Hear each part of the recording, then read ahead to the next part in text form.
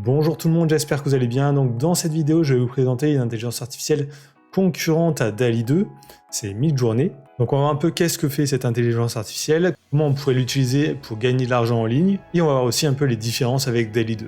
Donc déjà pour ceux qui n'ont pas suivi la chaîne, donc j'avais parlé pas mal sur cette chaîne de DALL-E 2, donc une intelligence artificielle créée par OpenAI, qui permet de créer des images à partir de texte. Donc on va lui dire je veux un chien dans l'espace, il va nous créer une image de chien dans l'espace, qui n'existe pas. Donc là, Midjourney, c'est exactement la même chose avec des options différentes.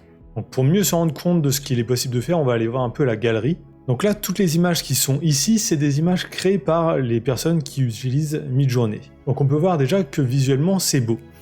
Donc l'avantage en fait de cette IA, c'est que par défaut, ça fait des images qui sont belles.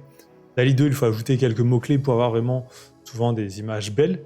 Là, même avec des phrases assez simples, on va pouvoir générer des choses qui sont plutôt pas mal visuellement. Donc on a des photos réalistes ici comme la voiture, ou des images style peinture vraiment qui n'existent pas. Donc cette IA peut créer vraiment une grande panoplie de design. Il faut avouer qu'elle est assez bluffante quand on voit les résultats. Donc pour tester cette IA, vous pouvez la tester gratuitement, donc vous avez 25 générations d'images gratuitement. Ensuite, il faudra payer.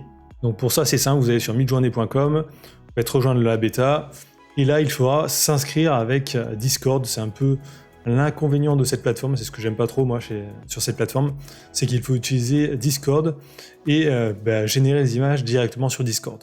Donc c'est un peu chiant à ce niveau-là. Donc une fois que vous êtes sur le Discord, là il faudra aller dans un onglet, donc Newbie, et vous pourrez ici taper des commandes, donc vous faites /, vous cliquez sur Prompt, et mettre votre phrase ici, donc par exemple, je veux un chien dans l'espace, et ensuite juste à cliquer sur Entrée, et ça va me générer l'image. Donc on peut voir justement des images générées par les autres membres directement ici. Bien sûr, il y a d'autres options.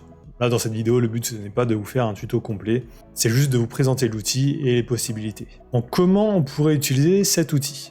Donc première chose que l'on peut penser, comme pour DALL-E 2, c'est de créer des posters, des cartes, des posters, ce genre de format.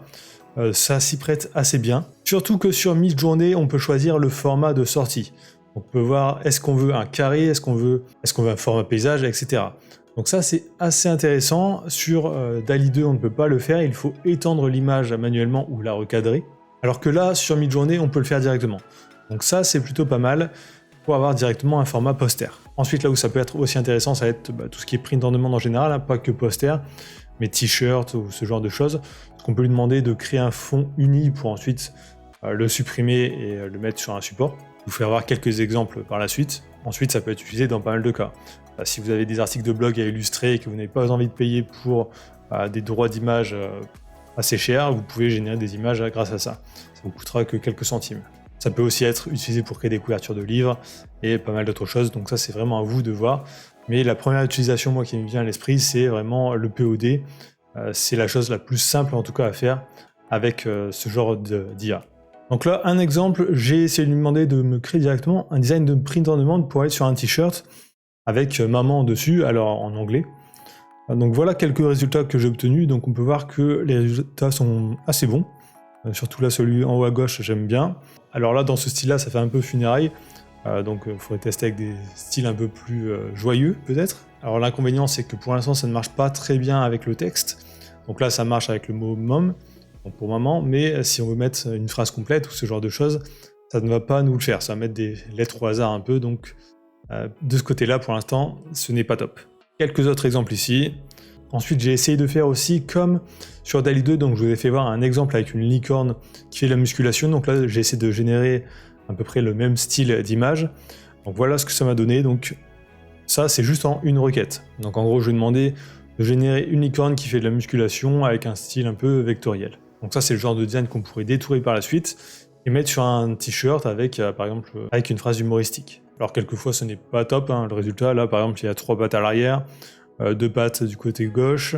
Toutes les générations ne sont pas bonnes, mais à chaque génération, là, en tout cas au départ, ça donne 4 images.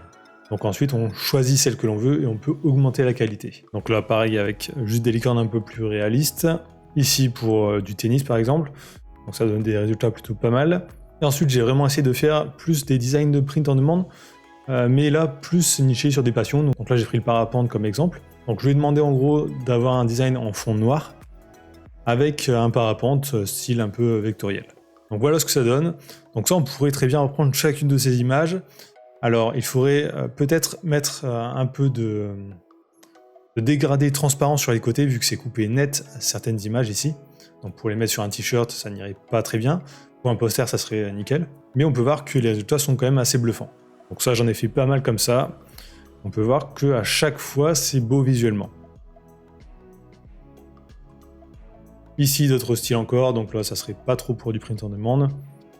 Ici, pourquoi pas. Donc personnellement, j'aime beaucoup les designs qui sortent de cette IA. Je trouve que ça pourrait très bien aller sur la plateforme Displate, donc pour imprimer sur du métal. En brillant comme ça sur du métal, ça ressortirait très bien. Donc bien sûr, avant de mettre sur une plateforme, vérifiez toujours que la plateforme accepte les œuvres créées avec l'intelligence artificielle. Certaines plateformes n'acceptent pas, donc il faut aller vérifier sur le site, voire contacter le site web à chaque fois pour être sûr à 100%. Vu que c'est quelque chose d'assez récent, quelquefois ils sont un peu frileux, ils attendent qu'il y ait des lois claires sur le sujet avant de les accepter. Ça, il faut bien regarder avant. Ou sur certaines plateformes, ils demandent juste d'afficher dans la description que ça a été créé à l'aide d'une IA. Donc quelles sont les différences avec DALL-E 2 ? Donc déjà, première différence, c'est qu'ici on va pouvoir choisir le format de sortie. Est-ce qu'on veut un format carré, rectangulaire, etc. Sur DALL-E 2, on n'a que des formats carrés. Mais sur DALL-E 2, on peut modifier par exemple des parties d'image. Donc là, par exemple, sur DALL-E 2, si les yeux ne nous plaisent pas, on peut venir retravailler juste les yeux pour modifier cette partie. Chose que l'on ne peut pas faire sur Midjourney. Ensuite, sur DALL-E 2, on peut étendre les images. Ici, on ne peut pas le faire aussi. Donc on pourrait très bien, par exemple, créer des images sur Midjourney et ensuite corriger des petits défauts sur DALL-E 2 ou étendre l'image directement sur DALL-E 2. Donc ça, c'est vraiment les grosses différences. Ensuite, au niveau du fonctionnement, ça marche avec des phrases, ça fonctionne de la même façon. Donc que ça soit sur DALL-E 2 ou Midjourney, c'est très similaire. Il y a juste sur Midjourney quelques filtres que l'on peut ajouter, donc par exemple dire moi je veux pas qu'il y ait de fleurs par exemple sur cette image, on peut mettre des filtres négatifs. Ensuite sur Midjourney et aussi DALL-E 2, il y a une option qui permet d'importer des images et de créer des variations de ces images, donc ça c'est assez intéressant. Par exemple si on a une photo de quelqu'un et qu'on veut un style cartoon de cette personne, c'est possible de le faire. Donc ça donne des résultats qui sont assez intéressants. Donc maintenant on va passer un peu à des points un peu plus négatifs. Donc sur une Midjourney, l'inconvénient pour moi c'est de passer par Discord, c'est chiant. Ça est passé par un logiciel ou site en plus. Alors que ça pourrait être fait directement sur l'interface du site web, surtout qu'on peut retrouver les résultats générés directement sur le site web par la suite. Donc ça c'est le petit inconvénient pour l'instant, peut-être que ça changera dans le futur. Ensuite, autre inconvénient, c'est qu'il n'y a pas d'API. Sur DALL-E 2, on peut connecter des applications, des logiciels grâce à l'API, pour générer des images en automatique et en masse si on le souhaite. Sur Midjourney, il n'y en a pas. Donc pour l'instant, de ce côté-là, on est obligé de entrer manuellement nos prompts dans Discord. Alors il y a peut-être moyen de créer un bot dessus, mais en tout cas ce n'est pas fait par défaut. Donc c'est les deux petits inconvénients qui ne me plaisent pas trop pour l'instant sur cette plateforme, mais il faut avouer que visuellement cette plateforme est vraiment top.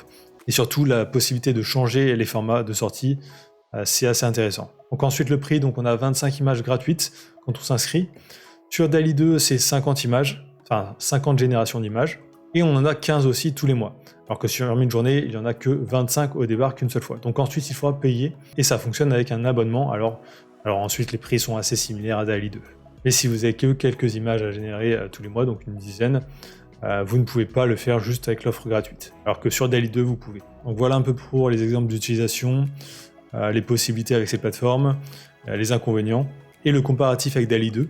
Donc je vous invite fortement à tester cet outil, donc vu qu'il y a des générations gratuites, vous allez juste sur midjourney.com. Pour les personnes qui ont aussi acheté la formation que j'ai sortie sur DALL-E 2 ou qui vont l'acheter dans le futur, j'ai ajouté un module bonus sur Midjourney, donc pour vous faire voir comment utiliser Midjourney. Donc ça je l'ai mis en ligne hier, donc si vous avez déjà acheté la formation, normalement vous avez reçu un mail hier pour vous dire comment y accéder. Donc voilà, j'espère que cette petite vidéo vous aura plu. Si vous êtes arrivé jusqu'ici dans la vidéo, tapez Midjourney dans les commentaires, ça me permet de voir si les gens regardent bien jusqu'au bout les vidéos et ça m'aide aussi énormément pour le référencement. Donc likez, commentez, abonnez-vous et je vous dis à très bientôt.